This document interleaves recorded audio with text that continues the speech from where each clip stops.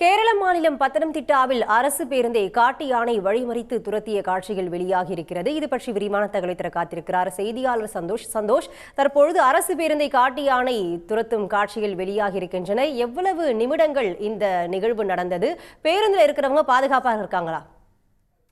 நிச்சயமாக அந்த காட்சிகளை பார்த்தாலே தெரியும் நம்மளுக்கு. சாலையில சென்று கொண்டு இருக்கக்கூடிய அந்த பேருந்தை அந்த காட்டு யானை பார்த்தீங்கன்னா ஒரு ஆக்ரோஷமான ஒரு நிலையில அந்த பேருந்தை துரத்தக்கூடிய காட்சிகளை நம்ம பார்த்தோம். அது பார்த்தீங்கன்னா பேருந்து எங்கிருந்து வந்தது அப்படின்னு சொல்லி பார்த்தோம்னா குமளியிலிருந்து பத்தனம்திட்டா நோக்கி செல்லக்கூடிய அந்த பேருந்து கெவிங்கிற இடத்துல, அதாவது பத்தனம்திட்டாக்கு பக்கத்துல இருக்கக்கூடிய கெவிங்கிற இடத்துல சாலையில சென்று கொண்டிருக்கும் பொழுதுதான் அந்த பகுதி ஒரு காட்டு விலங்குகள் அதிகமாக நடமாடக்கூடிய ஒரு பகுதி.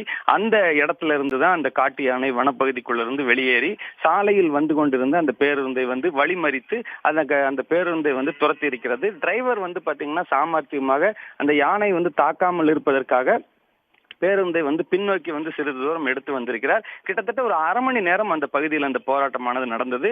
பிறகு பாத்தீங்கன்னா யானை சாந்தமாகி மீண்டும் வனப்பகுதிக்குள் சென்ற போது இந்த பேருந்து வழக்கமான பயணத்தை தொடர்ந்து இருக்கிறது. இதுல சுமார் 16 பயணிகள் பயணம் செய்திருக்கிறார்கள்.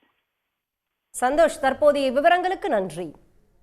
உடனுக்குடன் செய்திகளை தெரிந்து கொள்ள சன் நியூஸ் பெல் ஐகானை கிளிக் பண்ணுங்க.